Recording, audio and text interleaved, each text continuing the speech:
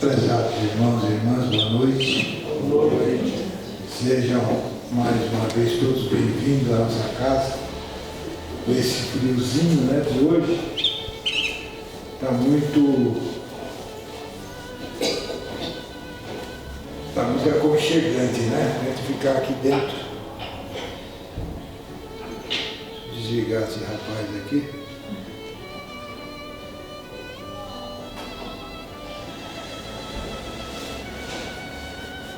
Mas, mais uma vez, nós estamos reunidos. Hoje a mensagem está sobre a responsabilidade da nossa irmã Jane. E vamos, nesta noite, homenagear uma espírita que partiu para o mundo espiritual, que é a mãe do nosso querido amigo José Esteves Junqueira, aquele que fica na fila da porta ali organizando a entrada do passe. A Dona Maria Esther Leite Junqueira. Ela foi fundadora do Centro Espírita Aprendiz do Evangelho. E a creche que serve essa casa, o CEMEI, leva o nome dela.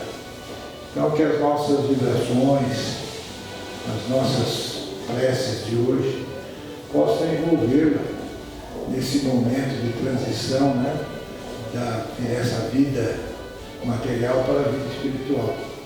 Que ela possa ser amparada pelos amigos da espiritualidade maior, os amigos. Então, a gente imagina a festa, né, da chegada de um espírito desse de volta ao mundo espiritual. Eu fico imaginando a mesma coisa quando nasce alguém na nossa família, né? É sempre uma festa, uma alegria. E a mesma coisa eu acredito que seja na hora de um espírito desses chegar na paz espiritual, que foi uma trabalhadora, que deu seus testemunhos aqui na Terra. Eu tive o prazer de conhecê-la e ela era muito estudiosa, essa nossa irmã. Então nós vamos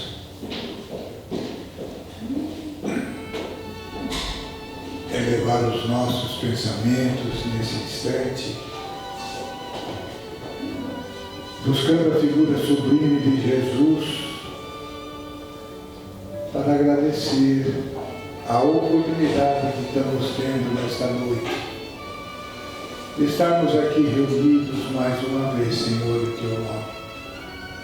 E nós te rogamos que a Tua paz possa envolver a cada um de nós, derramando sobre cada um de nós as bênçãos do Teu amor e da Tua paz, também, Senhor, da Tua misericórdia. Permita, Senhor, que os Espíritos amigos possam estar conosco, envolvendo-nos e envolvendo também a nossa irmã, responsável pela mensagem. E que a Tua paz, Senhor, permaneça em nós, hoje e sempre. Que assim seja. E com esta prece, nós passamos a palavra à nossa irmã Jane.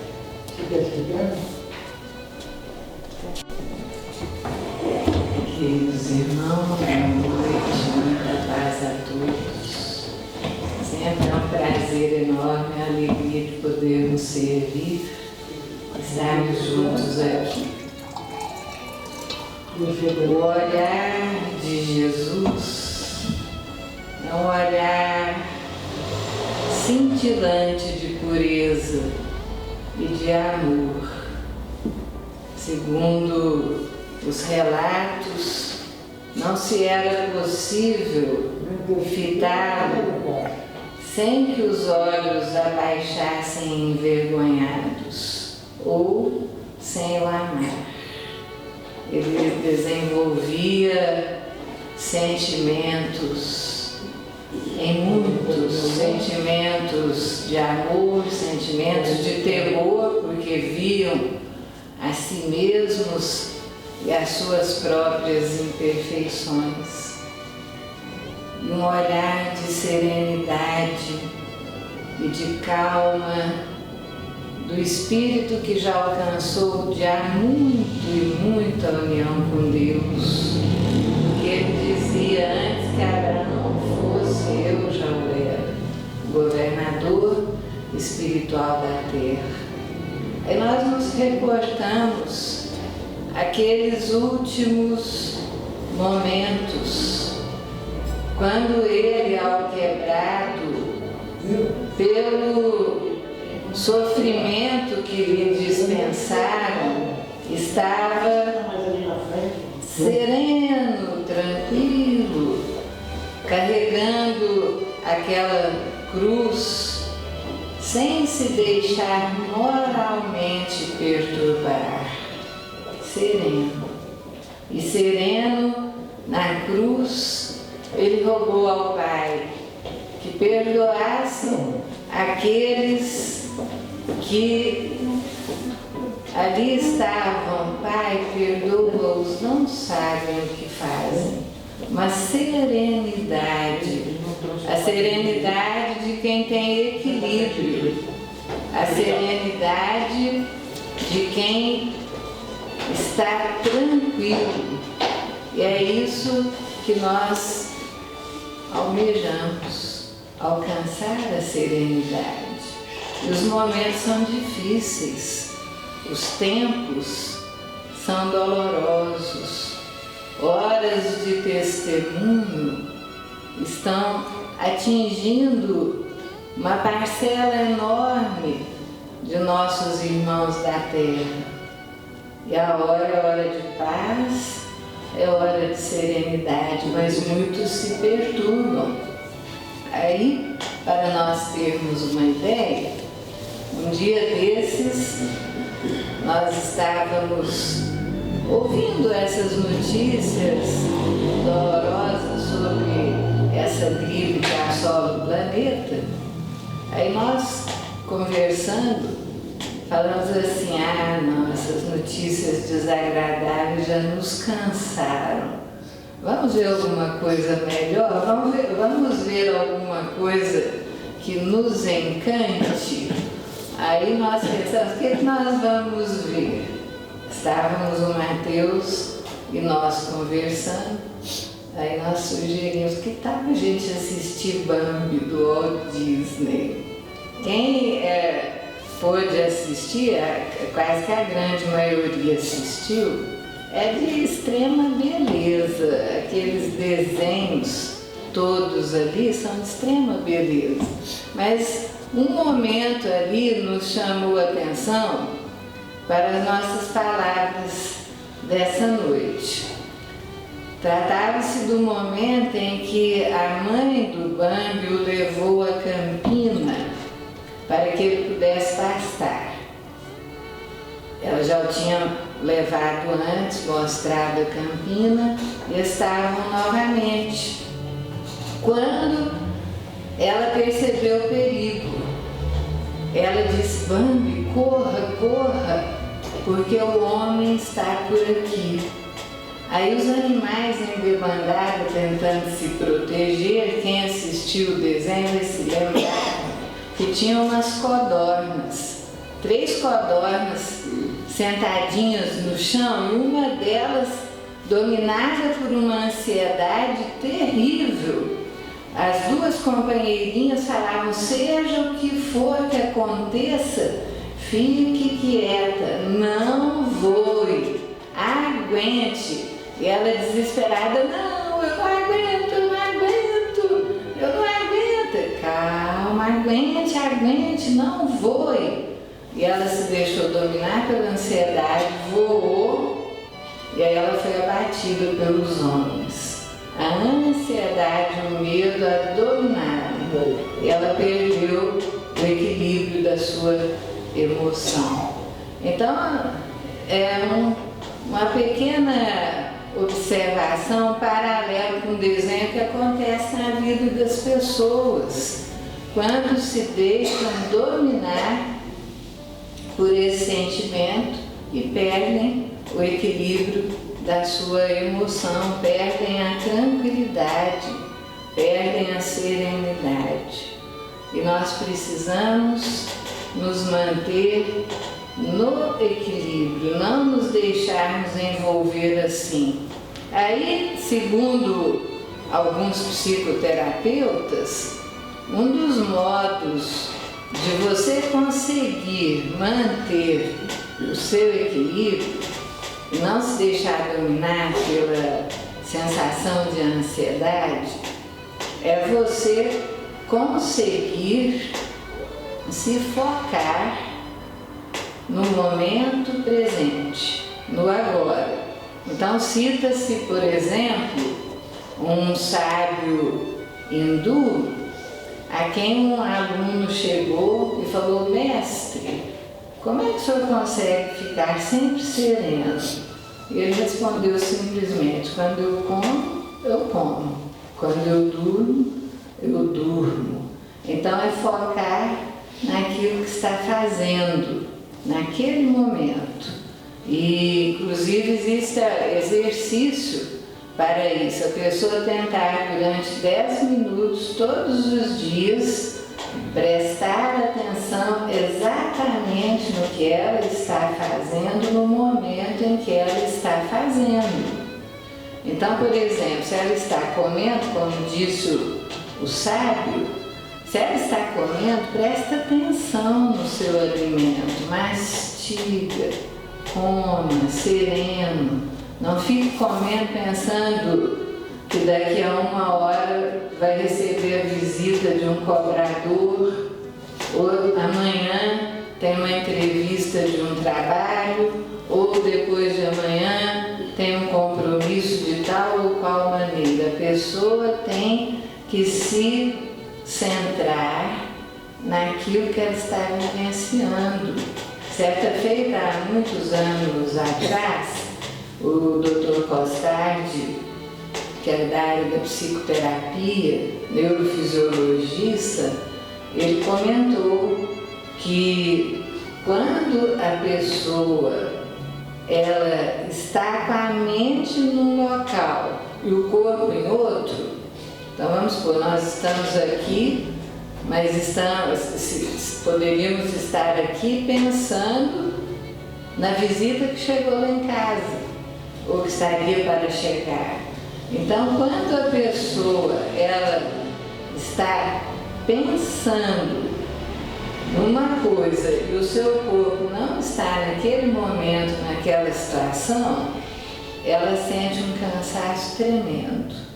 Ela sente muito cansaço. Então ela tem que tentar estar com a mente onde o corpo está e não estar com o corpo presente aqui e a mente em outra situação. Isso acontece muito com estudantes, que às vezes tem que estudar uma matéria pela qual não se interessam profundamente, aí começa a estudar o negócio, olha que termina, não lembra uma página, não lembra uma linha, porque estava lendo pensando em outra coisa. Então está com a mente desconcentrada do momento que vivencia. E um dos modos de sanar a ansiedade é ficar com a mente focada naquilo que está fazendo, sem desviar a atenção, concentrar-se. E um dos outros modos, segundo se consta, é o exercício da compaixão. Isso acalma e acerena o espírito. Então, se você aliar a concentração e a compaixão, você consegue acerenar. E aí nós nos reportamos ao Livro dos Espíritos, na questão 893, quando Allan Kardec pergunta qual é a mais meritória de todas as virtudes, e os Espíritos respondem que todas as virtudes têm o seu mérito, porque denotam um progresso do espírito na direção do bem. Que existe virtude quando o espírito luta contra o arrastamento das más tendências, mas que a mais meritória das virtudes é a caridade desinteressada. É aquela que se despojou de si em benefício do ser seu irmão. Então essa questão 893 nos fala dessa que é a virtude maior, porque para se alcançar essa caridade desinteressada, é importante que a pessoa tenha alcançado a compaixão, porque como que ela vai exercitar a caridade sem compaixão? É preciso que ela tenha misericórdia da dor do outro, que ela tenha empatia, que ela se veja no outro, que ela tenha a capacidade de enxergar no outro a si mesma.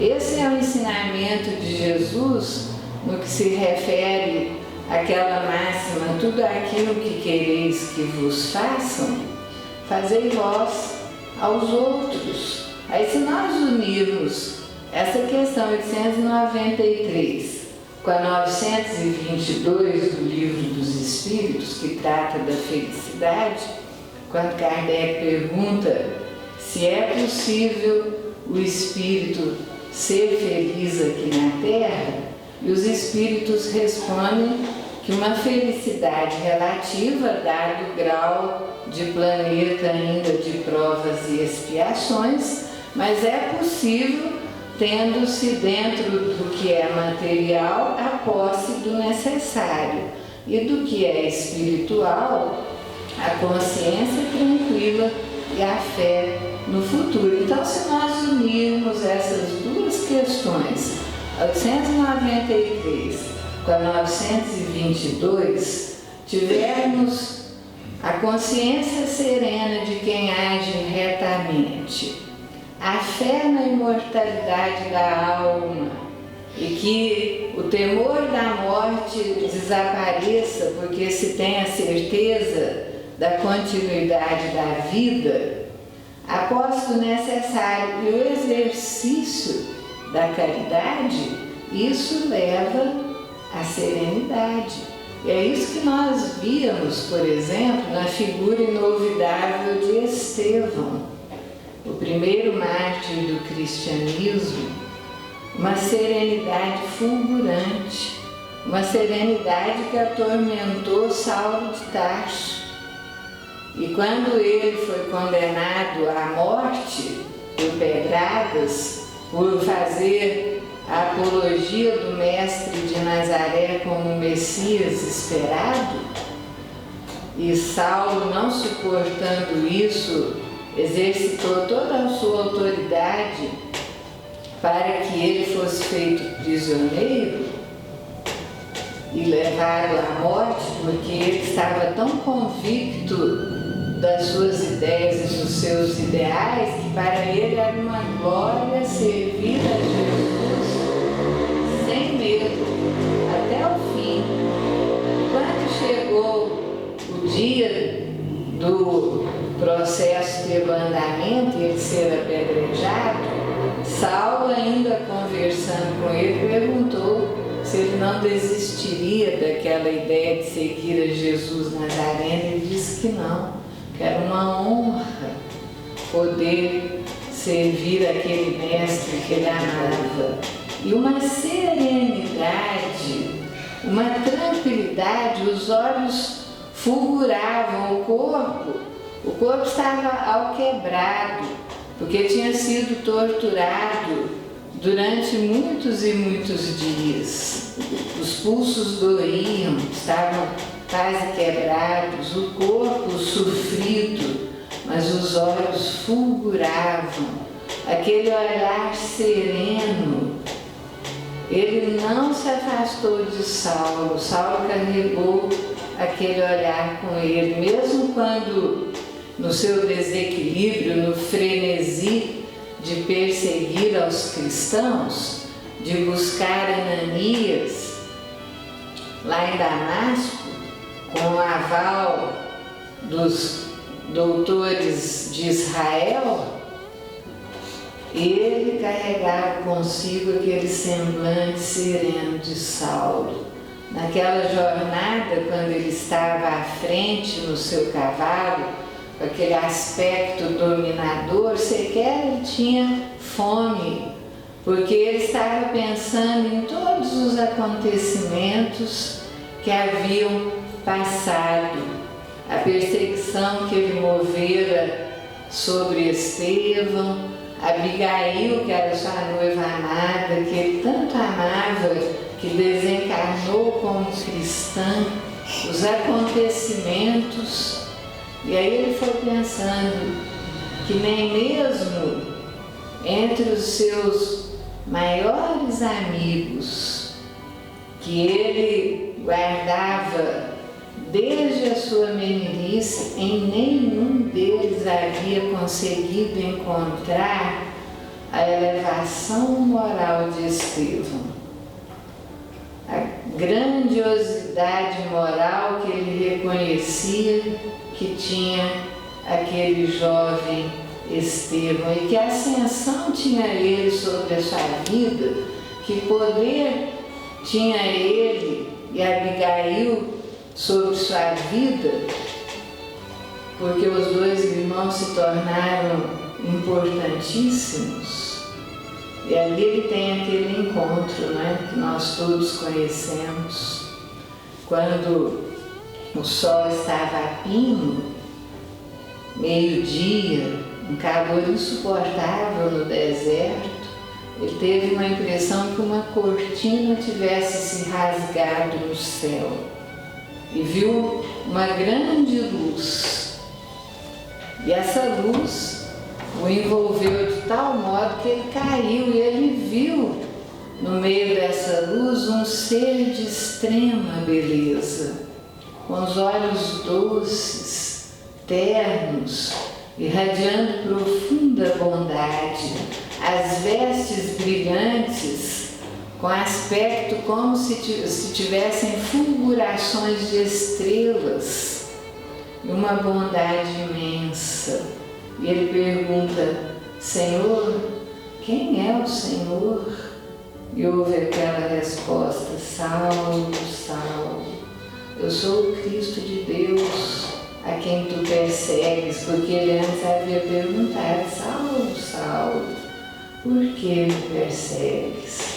E ele responde: quem é, Senhor? Perguntando também: eu sou o Cristo de Deus, a quem tu persegues. E aí ele se deparou com toda a dificuldade que ele tinha vivido, porque a grande meta dele, e para a qual ele tinha se tornado doutor da lei, não era apenas uma ambição de comando de poder.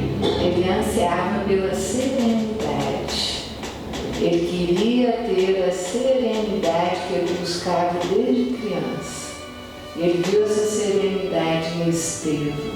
E agora ele se deparava com a realidade que os cristãos estavam certos, que Estevão estava certo e que o errado era ele. E ele começa uma trajetória de transformação. Todos conhecemos a história.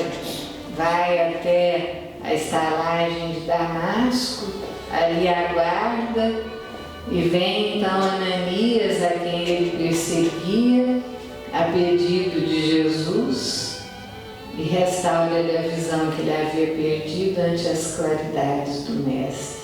E essa restauração da visão de modo simbólico é a restauração da capacidade de raciocinar, de entendimento, a retirada da cegueira espiritual que o movia até então, que o fez perseguir os cristãos. E ele começou uma trajetória de transformação moral. E chama-nos a atenção no livro Paulo e Estevão, e é uma situação que nós gostaríamos de reportar aqui essa noite, porque talvez nos passe muitas vezes despercebido esse diálogo.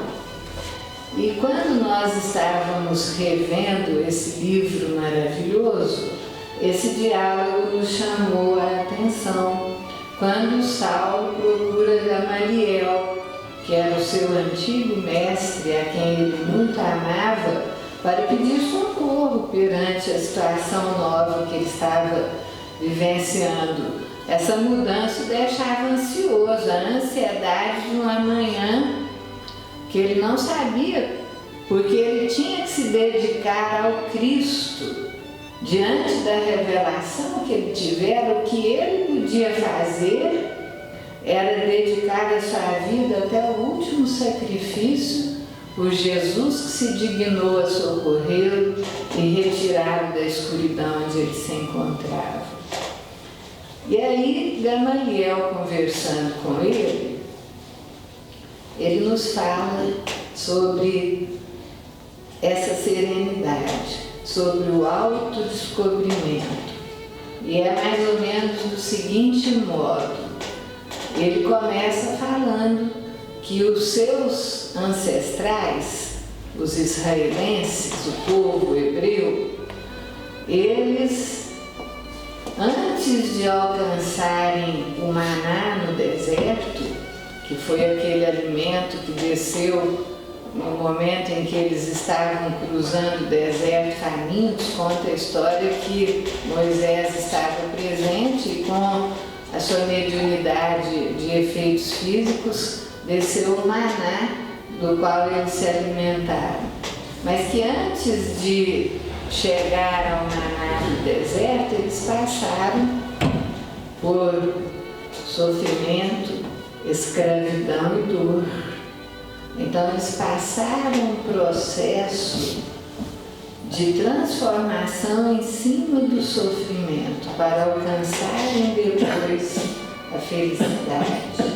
E aí ele comenta com Saulo que se ele havia parado e pensado no significado real da terra prometida, e que ele, analisando os fatos, havia compreendido que a terra prometida referida era, dentro de cada um, o Evangelho do Cristo Jesus, porque Gamaliel se tinha tornado cristão.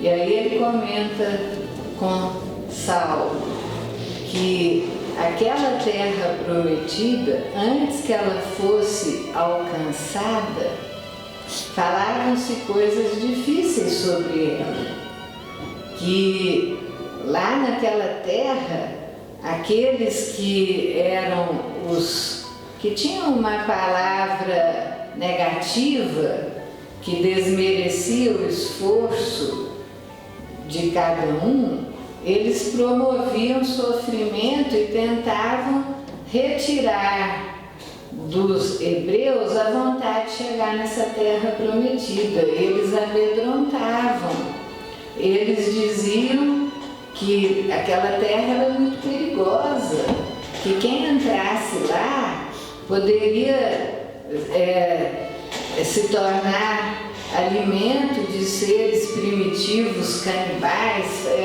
Falavam coisas dolorosíssimas que faziam com que os hebreus se atemorizassem de adentrarem a terra prometida. Mas ele comenta então que Josué e Caleb tiveram a coragem precisa, adentraram a terra prometida, ficaram lá um certo tempo e depois voltaram, dizendo que naquela terra jorrava leite e mel.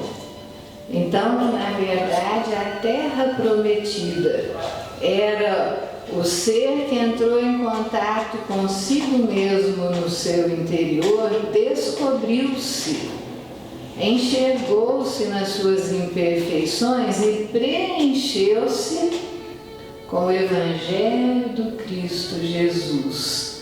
E que ele então dizia a Saulo: a terra prometida é o Evangelho de Jesus. Se nós estivermos com esse Evangelho de Jesus, estaremos com a terra prometida. E ele então compara, ele diz que Estevão, um dos trabalhadores do caminho, tinha aquela serenidade que no momento da morte, sabendo que ia sofrer, uma serenidade inabalável que tantos impressionou. Ele era o pregador do Cristo que lhes trazia a terra prometida do Evangelho. Olha que linda essa situação desse diálogo de Gamaliel com Saulo. Saulo ficou impressionado com a clareza espiritual de Gamaliel. Então nós temos a terra prometida. Se nós deixarmos o Evangelho do Cristo brilhar dentro de nós, os ensinamentos de Jesus, que foram dados à humanidade com extremo amor, se já vivenciados pelos homens, nós já estaríamos num mundo de regeneração. Então é preciso que nós tenhamos a serenidade dos ensinamentos de Jesus em nós, com a consciência tranquila, segundo a questão 922, de quem sabe seguir e aproveitar a dádiva recebida. Então nós somos convidados nessas horas de sofrimento a ficarmos em paz, a tranquilizarmos o pensamento, a guardarmos a certeza de que o amor de Deus a tudo comanda e que se Deus é infinito amor e o amor é sua própria criação, por certo, de todo mal há de redundar um bem maior. É isso que nós precisamos entender e aliarmos esse Evangelho de Jesus em nós, que o Espiritismo nos oferece, ao trabalho de caridade, amor ao próximo, a fraternidade e aquilo que é a certeza da imortalidade da alma, porque no momento em que nós temos essa certeza e o Espiritismo nos deu, nós sabemos que não morreremos jamais. Então, o que temer é uma glória servir ao Cristo, como disse Estevão, e que nós tenhamos, nessas horas de sofrimento que a humanidade passa, a extrema convicção e a esperança de que dias melhores virão e nos mantermos serenos na tempestade, não agindo como no desenho animado do Bambi, a codorninha que não aguentou e a ansiedade a dominou e ela se deixou vencer, porque ela podia ter sobrevivido se tivesse ficado quietinha, esperando, tranquilo. Que Deus nos abençoe. Já deu o nosso tempo aqui. Desejamos a todos muita paz. Obrigado, Jane, pela sua mensagem, por ter deixado o seu lar nessa noite fria, né? Eu sei quanto você sofre nesse momento, nessa estação fria. Mas assim mesmo nós te agradecemos pela sua boa vontade e pela mensagem, lembrando, né, que tudo que emana do Pai é para o nosso bem. Não temos que temer. Não vamos fazer igual a codorninha, né, que não teve a paciência necessária para alguns segundos, alguns momentos. Então vamos passar para a segunda parte dos nossos trabalhos de hoje, de paz, agradecendo a Deus mais uma vez por estarmos aqui reunidos, lembrando da nossa irmã que volta para o mundo espiritual, Dona Maria Esther, Dona Esther Marques, a mãe do nosso irmão José Junqueira, José Esteves, que sempre está aqui conosco, mas que ela possa ser amparada e que as nossas vibrações possam alcançá-la nesse instante. Então eu vou iluminar os nomes dos médiuns do passe. Eu vou chamar o Luiz, a Fúvia, a Larissa. Não?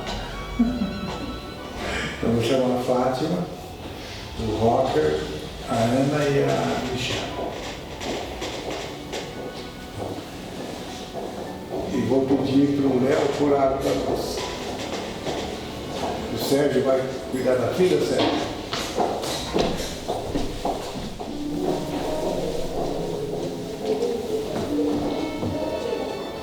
Queridos irmãos, o Euripides está atendendo nossos irmãos ali dentro. Então nós vamos continuar com o nosso pensamento no Mestre, de imortal amor que volta os seus olhos de misericórdia para todos nós. De suas mãos luminosas saem bênçãos para a terra.